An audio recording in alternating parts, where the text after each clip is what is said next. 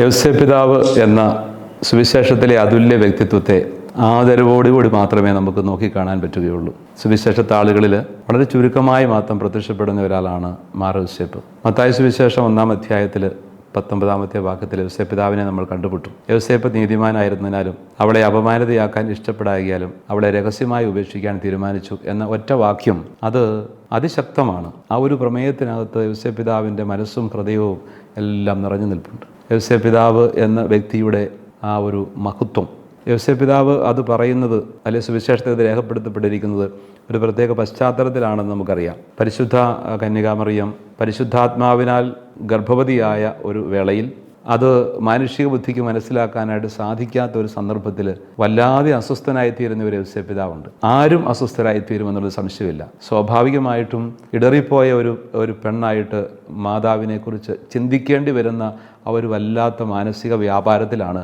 യൗസേപ്പ് പിതാവായിരിക്കുന്നത്.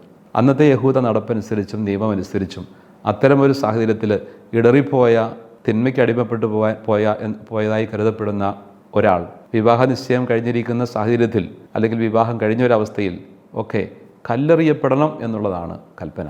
യഹൂദ പാരമ്പര്യത്തിൽ വിവാഹമെന്ന് പറയുന്നതിന് 2-3 ഘട്ടങ്ങളുണ്ട്. ഒന്ന്, വളരെ ചെറുപ്പത്തിൽ തന്നെ വിവാഹം നടത്തുന്ന വ്യക്തികൾ തമ്മിൽ പരസ്പരം പറഞ്ഞു വെക്കും, അത് വലിയ പ്രസക്തമല്ല. രണ്ടാമത്, വിവാഹ നിശ്ചയം എന്ന് പറയുന്നത് വിവാഹത്തിന് ഏതാണ്ട് 1 വർഷം മുമ്പ് ചെയ്യുന്ന ഒരു പ്രവൃത്തിയാണ്. അന്നത്തെ കാലത്തെ യഹൂദ ആചാരത്തെക്കുറിച്ചാണ് ഞാൻ പറഞ്ഞു വരുന്നത്. അങ്ങനെ വിവാഹ നിശ്ചയം ചെയ്തിരിക്കുന്ന ഒരവസ്ഥ എന്ന് പറഞ്ഞാൽ വിവാഹിതരായിരിക്കുന്നത് പോലെയുള്ള പരസ്പരമുള്ള കടമകൾ, പരസ്പരമുള്ള ബന്ധം അവർക്കുണ്ട്, സഹവസിക്കുന്നില്ല എന്ന് മാത്രമേ ഉള്ളൂ. പിന്നീടാണ് 1 വർഷം കഴിഞ്ഞ് വിവാഹിതരാകുന്നത്, ശരിയായ അതിൻ്റെ പൂർണ്ണമായ അർത്ഥത്തിൽ ഒരുമിച്ച് ജീവിക്കുന്നത്. അപ്പോൾ ഇങ്ങനെ വിവാഹ നിശ്ചയം കഴിഞ്ഞിരിക്കുന്ന ഒരവസ്ഥ എന്ന് പറയുന്നത് നമ്മുടെ ഇന്നത്തെ വിവാഹ നിശ്ചയം പോലെയല്ല. പരസ്പരമുള്ള ഒരു ഉത്തരവാദിത്വമുണ്ട്, പരസ്പരം അവർ ഓൺ ചെയ്യുന്നവരാണ്. അങ്ങനത്തെ ഒരു സാഹചര്യത്തിലാണ് ഇതുപോലെ ഗർഭസ്ഥാവസ്ഥയിലായിരിക്കുന്നു തൻ്റെ പ്രതിസുത വധുവായ വിവാഹ നിശ്ചയം കഴിഞ്ഞിരിക്കുന്ന വ്യക്തി എന്ന് യൗസേപ്പ് പിതാവ് തിരിച്ചറിയുന്നത് എന്നുള്ളൊരു മാനസിക അവസ്ഥ. ആ സമയത്ത് യഹൂദ നിയമത്തിന് വിധേയനായിട്ട് കല്ലെറിയുക എന്നുള്ള ഒരു നീതിമാൻ, യഹൂദ നീതി അതാണ്. ആ യഹൂദ നീതി നടപ്പിലാക്കുകയാണ് സാധാരണ ഒരു നീതിമാൻ ചെയ്യുന്നത്. അവിടെയാണ് യൗസേപ്പ് പിതാവ് മാറി ചിന്തിക്കുന്നത്. യൗസേപ്പ് പിതാവ് ഒരുപക്ഷെ തന്നെ കുറ്റപ്പെടുത്താൻ ഇടയുള്ള സാഹചര്യം, ആ ഒരു ഭാരം, പാപഭാരമെന്ന് വേണേൽ വിശേഷിപ്പിക്കാവുന്നത്, തൻ്റെ ശിരസിലേക്ക് ഏറ്റുവാങ്ങിക്കൊണ്ട് ഞാൻ നടന്നു മാറിയേക്കാം, ഞാൻ അകന്നു മാറിയേക്കാം, ഞാൻ ഉപേക്ഷിച്ചിട്ട് ഇവിടെ നിന്നും കടന്നു പോയേക്കാം എന്ന് ചിന്തിക്കുന്ന അതിമഹത്തായ ഒരു ഉന്നത കരുണയുടെ ദർശനം, അതാണ് യൗസേപ്പ് പിതാവിനെ വ്യത്യസ്തനാക്കുന്നത്. നമ്മുടെയൊക്കെ കുടുംബങ്ങളെ ചേർത്ത് പിടിച്ചാൽ, നമ്മുടെയൊക്കെ കുടുംബങ്ങളിലെ നിസ്സാര കാര്യങ്ങൾക്ക് പോലും കലഹിക്കുകയും തെറ്റിദ്ധരിക്കുകയും കുറ്റപ്പെടുത്തുകയും ഒക്കെ ചെയ്യുന്ന ഇന്നത്തെ സമകാലിക ജീവിത കുടുംബ പരിസരങ്ങളിൽ എത്രയോ മഹത്തായ ഒരു സന്ദേശമാണ് യൗസേപ്പ് പിതാവ് തരുന്നത്. അത്രയും ഉയർന്ന് ചിന്തിക്കാൻ, അത്രയും ആർദ്രമായിട്ടും അത്രയും കൂടുതൽ സൗമ്യമായും ശാന്തമായും ഒരു നിലപാടെടുക്കാൻ കഴിയുക എന്ന് പറയുന്ന ആ ഒരു ഉദാരമായ സ്നേഹത്തിൻ്റെ ഭാവം യൗസേപ്പ് പിതാവിനെ വളരെ വ്യത്യസ്തനാക്കുന്നുണ്ട്. ഇതാണ് ഏറ്റവും വലിയ കാര്യം. 2, യൗസേപ്പ് പിതാവിൻ്റെ ജീവിതത്തിലെ സ്വപ്നങ്ങളും യാത്രകളും. യൗസേപ്പ് പിതാവ് സ്വപ്നങ്ങളുടെ മനുഷ്യനാണ്. യൗസേപ്പ് പിതാവിൻ്റെ സ്വപ്നങ്ങൾ ക്രിയാത്മകവും ഭാവാത്മകവുമായ സ്വപ്നങ്ങളാണ്, സ്വാർത്ഥ സ്വപ്നങ്ങൾ അല്ല എന്നുള്ളതാണ് വ്യത്യസ്തത. നമ്മൾ പലപ്പോഴും കാണുന്ന സ്വപ്നങ്ങൾ നമ്മുടെ നേട്ടങ്ങൾ, വളർച്ച, നമ്മുടെ വ്യക്തി താല്പര്യങ്ങൾ തുടങ്ങി അങ്ങോട്ടൊക്കെ ആയിരിക്കും പലതും. അത് നല്ലതും നന്മ നിറഞ്ഞതുമാണെങ്കിൽ കുഴപ്പമില്ല. പക്ഷേ യൗസേപ്പ് പിതാവിൻ്റെ സ്വപ്നങ്ങൾ അതിനേക്കാളൊക്കെ ഒത്തിരി മറികടക്കുന്നതാണ്. യൗസേപ്പ് പിതാവിൻ്റെ സ്വപ്നങ്ങൾ ദൈവത്തിൻ്റെ സ്വപ്നങ്ങളാണ്. ദൈവത്തിന് തന്നെക്കുറിച്ചും തൻ്റെ കുടുംബത്തെക്കുറിച്ചും ദൈവികമായ പദ്ധതിയെക്കുറിച്ചുമുള്ള സ്വപ്നങ്ങളാണ് യൗസേപ്പ് പിതാവ് തൻ്റെ ജീവിതം കൊണ്ട് നടപ്പിലാക്കുന്നത്.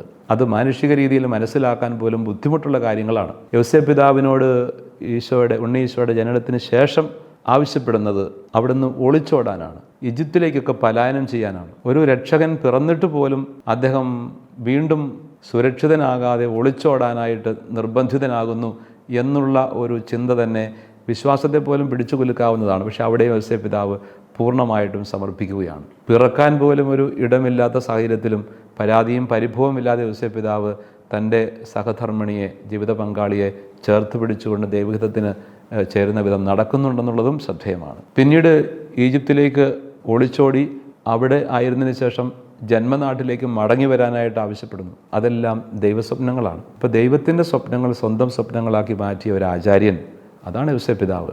നമ്മുടെയൊക്കെ ജീവിതത്തിലെ സ്വാർത്ഥ സ്വപ്നങ്ങളെ തല്ലിക്കെടുത്തി ദൈവത്തിൻ്റെ സ്വപ്നങ്ങൾ എന്നെക്കുറിച്ചും കുടുംബത്തെക്കുറിച്ചും സമൂഹത്തെക്കുറിച്ചും ഒക്കെയുള്ളത്, സഭയെക്കുറിച്ചുമൊക്കെയുള്ള സ്വപ്നങ്ങൾ യാഥാർത്ഥ്യമാക്കിയെടുക്കുക എന്ന ഒരു വലിയ സന്ദേശം യൗസേപ്പ് പിതാവ് തരുന്നുണ്ട്. വ്യക്തിപരമായ എൻ്റെ ജീവിതത്തിലും യൗസേപ്പ് പിതാവിൻ്റെ നാമധാരി എന്ന നിലയിൽ ഞാൻ ഒത്തിരി അഭിമാനിക്കുന്നു. എന്നും യൗസേപ്പ് പിതാവിനോട് പ്രാർത്ഥിക്കാറുണ്ട്.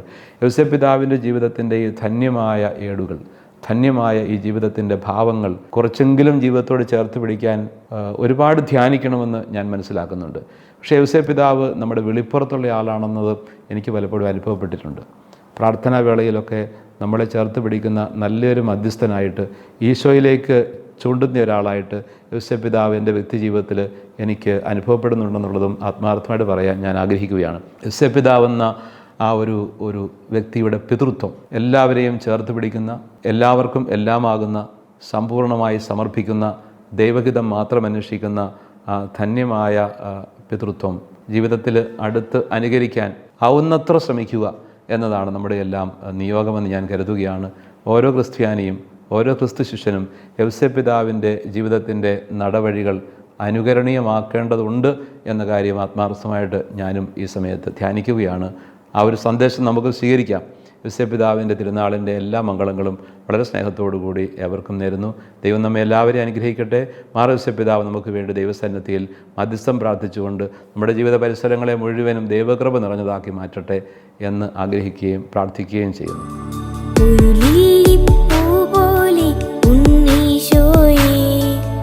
കൈകളിലെ